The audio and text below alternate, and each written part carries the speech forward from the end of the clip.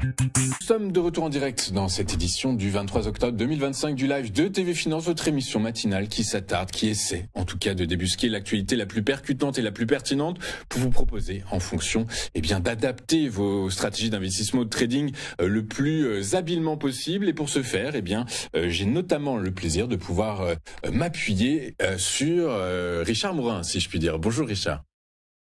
Bonjour Louis-Antoine. Merci beaucoup Richard d'être avec nous ce matin, comme tous les jeudis matins désormais. Je vous en remercie beaucoup. Richard Mourin, vous êtes fondateur et DG du site internet Fondamentalement Bourse. Richard, on va commencer vos market movers avec Pernod Ricard. Pernod Ricard, écoutez, il faut préciser quelque chose. Dans un contexte de stagnation, voire de ralentissement de l'activité, les projections laissent supposer que le modèle économique du groupe semble être en mesure de conserver et de protéger les marges d'exploitation. Est-ce que c'est suffisant pour accompagner le titre, Richard, selon vous?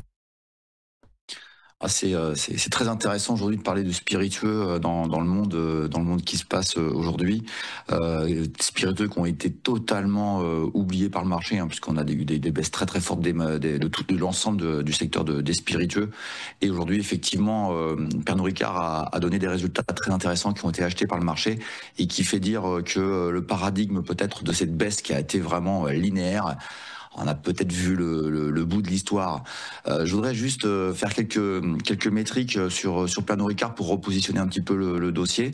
On est autour de 10 milliards d'euros de chiffre d'affaires prévu pour 2025-2026. Alors c'est un bilan qui est à cheval sur les 2 années, mais on est autour de moins 9% avec une perspective de plus 1, plus 3% sur les années suivantes, 27-28. Donc on est dans une stabilisation. On ne reviendrait pas au chiffre d'affaires d'avant. Mais Pernod Ricard nous dit aussi que effectivement les marges d'exploitation seraient de qualité. On a un chiffre sur 25-26 qui serait autour de 26,3, ce qui reste très honorable par rapport à l'année précédente qui est à 26,9. Donc à vrai dire on a une société qui a perdu effectivement de l'activité à cause des événements chinois, mais qui arrive à gérer son exploitation de manière très correcte, voire même un peu plus qualitative. Donc ça, c'est quelque chose de très intéressant, puisque finalement, on a un résultat net sur 2025-26 qui sera autour de 1,5 milliard et finalement qui sera seulement à moins 5%. J'ai presque envie de dire que quand on a divisé plus que par 2 le cours de bourse, ça commence à faire un peu exagéré, si vous voyez ce que je veux dire.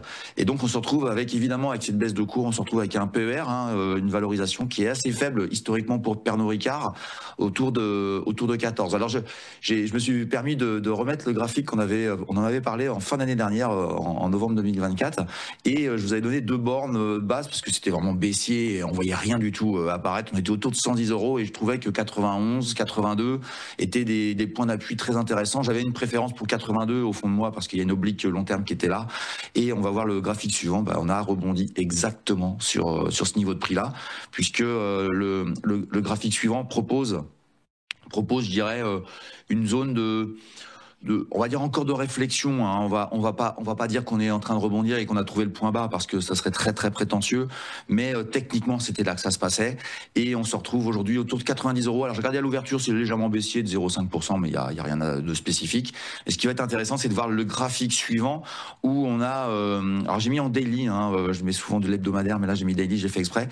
On voit les derniers jours, là on voit le début des petits bâtonnets verts qui est la news, une news qui n'était pas spécialement extraordinaire, mais qui disait oui, effectivement, les perspectives, on va tenir ce qu'on a à faire, il n'y a pas d'aggravation des choses, et le marché vient soudainement, je trouve soudainement, c'est la première fois que je vois ça depuis longtemps sur Pernod Ricard, d'acheter jour après jour. On sent qu'il y a des positions qui se débouclent de shorters, et puis on sent qu'il y a des gens qui doivent reconstituer leur position sur Pernod Ricard. Donc moi, sincèrement, on fait des petits paris parfois. Je me mouille souvent dans cette émission. Moi, je pense que Pernod Ricard, ce sera l'année du retour de Pernod Ricard vers des niveaux de prix un peu plus intéressants. J'en ai mis un au hasard, enfin pas au hasard, techniquement, on voit bien que c'est là que ça pourrait se passer, surtout sur 110 euros. Il y a un niveau de 93 avec un petit gap, là, techniquement, en court terme, qui peut être intéressant pour le travailler. Puis après, on verra ce qui se passe. Mais pour moi, Pernod Ricard a fait le gros de sa baisse.